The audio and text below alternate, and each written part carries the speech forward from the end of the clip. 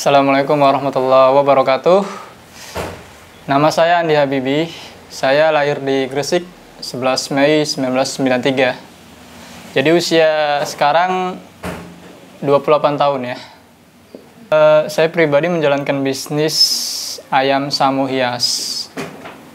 Bisnis ini saya jalankan kurang lebih sudah 3 tahun ya. Dan alhamdulillah setelah 3 tahun ini banyak mitra-mitra yang bergabung di bisnis ini, karena selain buat hobi, untuk kepentingan bisnis juga lumayan gitu ya. Jadi bisnis yang kita kembangkan ini adalah bisnis peternakan ayam samu hias, khususnya samu Eropa ya, yang berasal dari Jerman dan beberapa negara Eropa lainnya. Ya, jadi awalnya gini. Awalnya adalah saya tuh hobi ya, hobi dengan ayam. Dari kecil hobi sama ayam, dari usia sekitar 9 tahun, 10 tahun ya. Itu sudah hobi ayam. Kemudian selalu ada ayam di rumah tuh biasanya ya. Nah, kemudian alhamdulillah terus-menerus kita jaga hobi tersebut. Ternyata ketemulah sama hobi ayam samu ini ya, yang tentunya secara fisik itu indah sekali. Kemudian secara postur, bulu, dia mempunyai nilai seni yang indah, sehingga itu yang awalnya menjadi hobi kemudian bisa merembet ke bisnis gitu ya. Dan sampai sekarang berasal dari kata Siam. Siam itu adalah Thailand. Yang zaman dulu peternak-peternak Thailand peternak Jepang ya. Peternak Jepang itu membawa ayam Thailand ke negaranya, kemudian disilangkan dengan ayam Jepang. Jadilah sebuah prototipe ayam baru yang bernama ayam samu. Lalu orang-orang Eropa pun mengembangkannya dengan cara membawa ayam samu itu ke negara-negaranya. Ada yang dibawa ke Jerman, ke Belanda, dan beberapa negara Eropa lainnya. Sehingga ayam samu tersebut mulai berkembang dan terus berkembang. Yang tentunya semakin terupgrade gitu ya. Bentuk fisiknya, bentuk bulunya, dan warna bulunya, dan lain sebagainya. Dan di Eropa itu sendiri, karena di Eropa itu dilarang ngadu ayam. Ya, jadi di Eropa itu ngadu ayam atau mengadu sabung ayam itu ilegal. Jadi nggak boleh, dilarang keras, bahkan bisa dipidana. Makanya ayam-ayam samu Eropa itu memang dikembangkan untuk hias, bukan buat sabung ayam, gitu.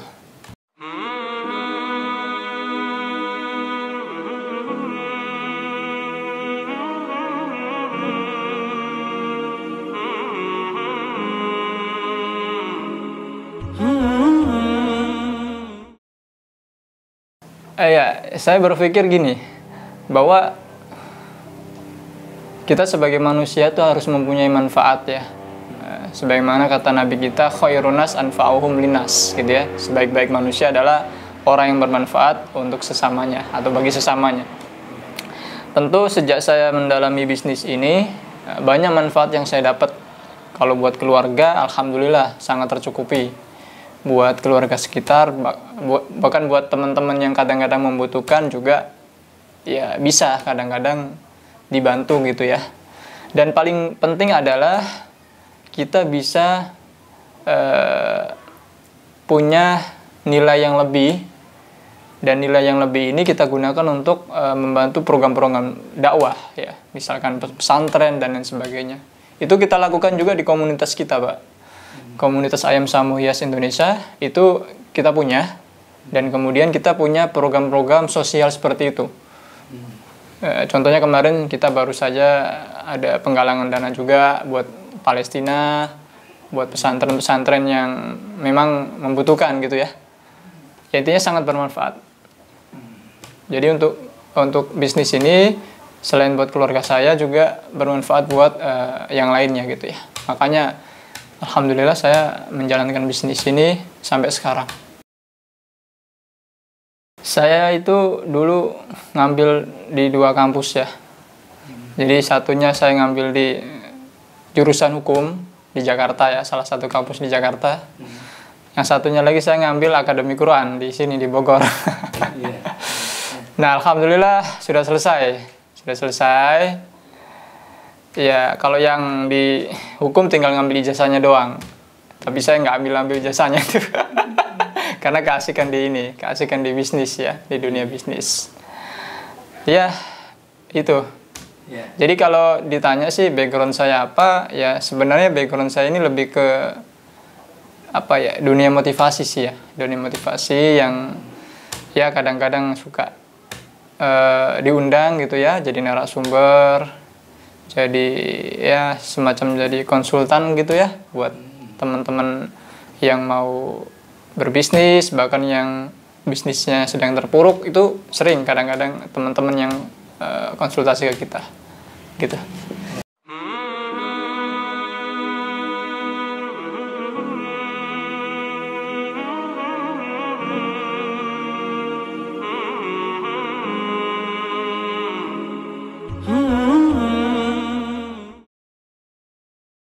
Iya, gini, konsultan itu apa sih?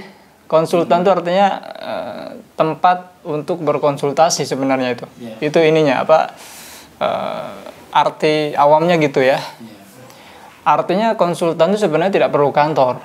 Kalau kita secara ini ya, secara apa? Definisi itu ya.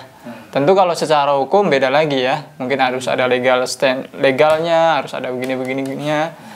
Cuman kalau saya pribadi, saya lebih banyak ke konsultasi itu by online gitu ya, online, dan lebih khususnya di peternakan sih sebenarnya, tapi secara umum juga saya membuka gitu Pak. Jadi intinya kalau saya pribadi lebih ke ya ini aja sih ya, lebih banyak ke sharing ya, bukan harus dipatok segini nih kargonya begini kan. Kalau di konsultan umum kan begitu ya, dipatok, itu kan kargo jalan terus tuh. Kalau kita enggak. Tapi insya Allah ilmu yang diberikan atau ya setelah berkonsultasi itu akan sangat bermanfaat, dan itu sudah saya terapkan ke beberapa teman-teman gitu ya. Bahkan dulu ada salah satu direktur utama yang datang ke sini dulu. Waktu saya masih di sini, ada salah satu dirut di salah satu kantor kontraktor di Jakarta datang kemari tuh. Dia lagi terombang-ambing bisnisnya. Lagi mengalami ya inilah nasib malang di bisnisnya.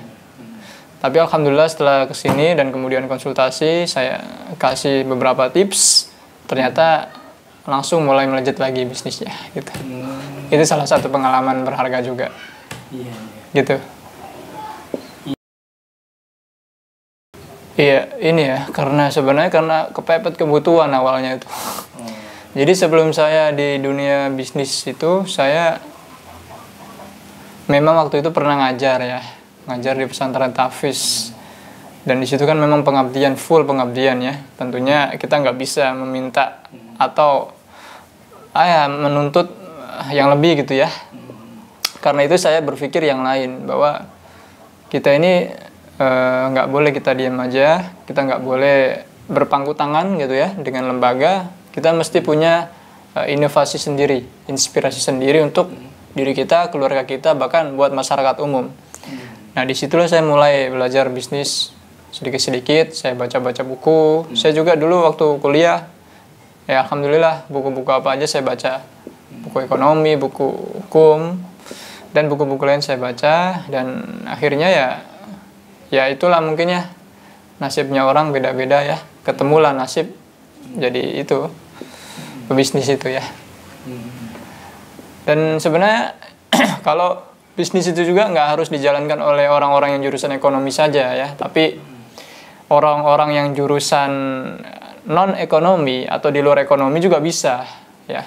Bahkan kalau kita lihat pengusaha-pengusaha di Indonesia ini, ya mohon maaf, yang rata-rata yang sudah berhasil gitu ya, itu jarang yang lulus kuliah.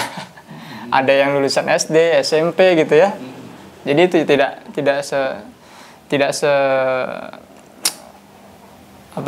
selamanya orang yang menjalankan bisnis itu harus lulusan ekonomi atau jurusan bisnis gitu. Karena bisnis itu bukan teori, tapi action gitu.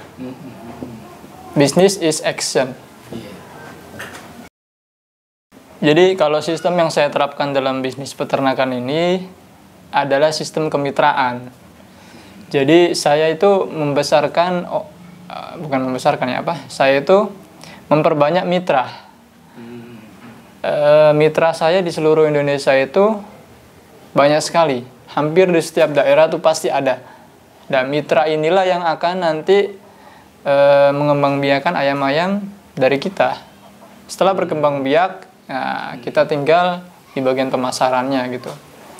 Jadi walaupun singkatnya, walaupun saya di sini nggak pelihara ayam, tapi stok ayam selalu ada di mitra-mitra kita. Tinggal kita update terus saja. Di hampir seluruh daerah ada mitra kita. Jadi kalau misalkan kita mau ada permintaan, tinggal ngontek, kirim foto, video, kirim, udah gitu aja. Simple. Yang suka dengan ayam yang mempunyai nilai seni yang tinggi. Kenapa ayam ini mempunyai nilai seni yang tinggi? Karena dari segi postur, bulu, kepala, sampai ke kaki itu sangat menarik dan berbeda dengan ayam-ayam yang kita lihat biasanya. Secara postur juga, berat badan juga besar. Ada yang sampai 5 kilo, 6 kilo beratnya. Itu. Jadi untuk pasarnya sendiri, konsumennya itu ya rata-rata memang pecinta ayam ya, pecinta ayam hias gitu ya. Artinya yang memang dipeliharanya untuk sekedar hobi saja, sekedar penyenang penghibur di rumah gitu ya. Bahkan bukan cuma bapak-bapak, ibu-ibu pun ada yang beli gitu kan. Ada.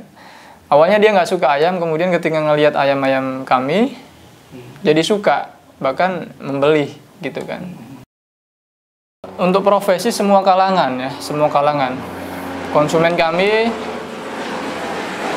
semua kalangan, ada kalangan polisi, ada tentara, bahkan anggota dewan, sampai kalangan pedagang-pedagang itu ada semuanya. Intinya yang mempunyai rasa suka atau rasa cinta kepada binatang itu biasanya ketika melihat tampilannya itu langsung suka biasanya. Jadi ada semacam magnet atau daya tarik dalam bentuk ayam itu gitu.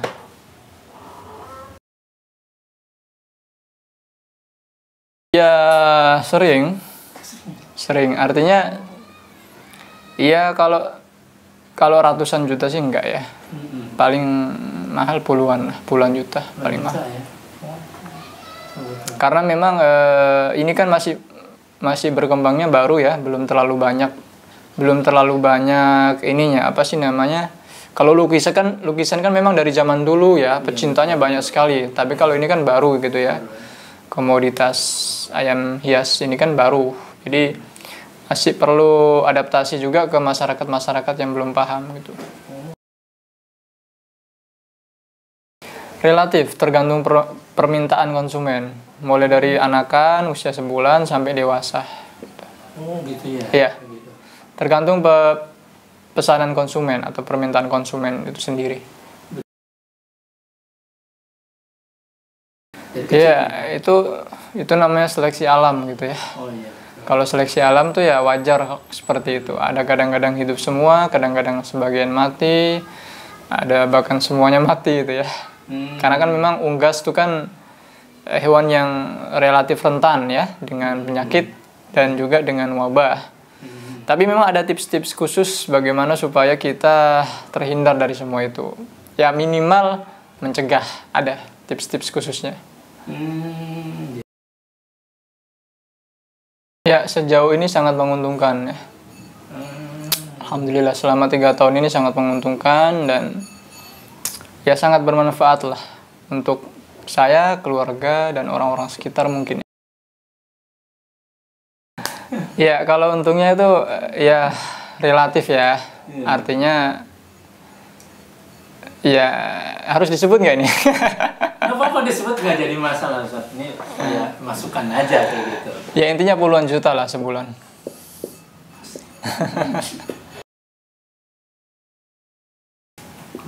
Banyak sekali ya. Banyak sekali. Jadi sistem saya yang saya terapkan seperti ini.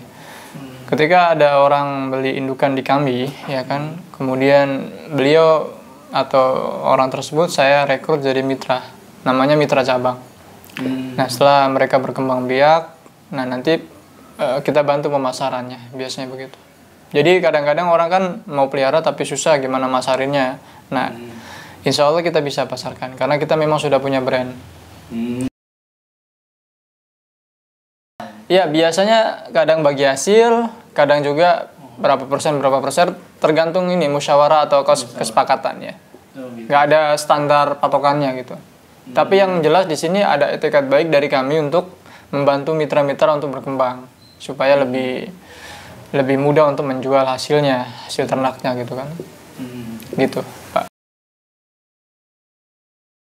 Iya, mitra-mitra itu ya bentuknya ini perorangan gitu ya. Oh, pribadi. Pribadi, misal nih, saya punya mitra di Jogja, saya punya mitra misalkan di Pekalongan, saya punya mitra di Medan, saya punya mitra di Padang, saya punya mitra di Kalimantan, gitu kan. Jadi kita jaga hubungan kemitraan tersebut, gitu kan. Suatu ketika, kalau misalkan mitra itu kadang-kadang bisa jual sendiri hasilnya, itu nggak apa-apa. Jadi di luar tanggung jawab kita. Gitu. Jadi kita juga beri kebebasan ke mitra untuk jual sendiri hasilnya gitu, hasil ternaknya karena memang kan ayamnya dia gitu ya. Tapi secara apa ya namanya, secara pertanggungjawaban dari saya, kita rekrutlah dia jadi mitra kalau dia mau. Nah ketika direkrut jadi mitra itulah nanti ada semacam kerjasama hasil penjualannya, apakah bagi hasil ataukah nanti berapa persen tentunya kita musyawarahkan di situ, nggak ada standar bakunya gitu ya.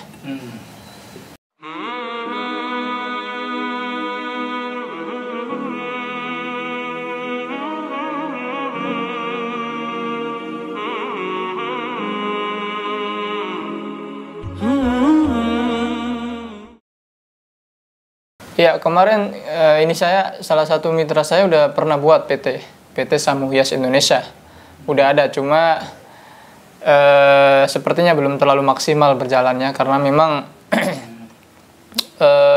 ini ya apa ya, bisnis ini tuh bukan bisnis apa ya yang punya standar gitu loh. Gimana sih kalau bisnis yang nggak punya standar? Jadi nggak bisa kayak semacam misalkan motor kan ada standar harganya gitu ya. Kalau ini nggak ada. Jadi nanti kalau misalkan yang apa dari perpajakan juga mau audit keuangan PT-nya juga pusing karena nggak ada standar bakunya gitu. Oh, iya. Kalau senang sih alhamdulillah ya, senang sekali karena memang bisnis ini adalah hobi, berawal dari hobi. Jadi bukan karena terpaksa saya menjalankan bisnis, enggak. Karena awalnya hobi, saya suka dengan hewan peliharaan, khususnya ayam. Sehingga dengan hobi tersebut saya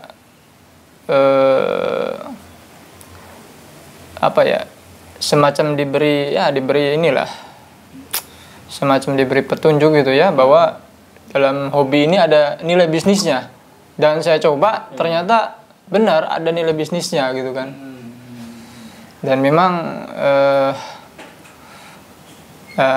bisnis itu memang terkadang harus diawali dengan hobi, nggak bisa terpaksa gitu aja ya, tapi harus hobi, itu akan lebih nikmat dirasakan. Jadi walaupun terkadang ada mengalami kerugian gitu ya, tapi karena ini hobi ya, kita suka, jadi kerugian itu kita lupakan karena kita suka gitu. Nah kalau kekecewaan ya ini baru-baru kecewa banget ini. Kecewanya sama YouTube. Iya, YouTube saya dibanet. Dihapus dari channel, padahal sudah lumayan di situ ininya. Tapi lagi banding ini, mudah-mudahan diterima sama YouTube ini.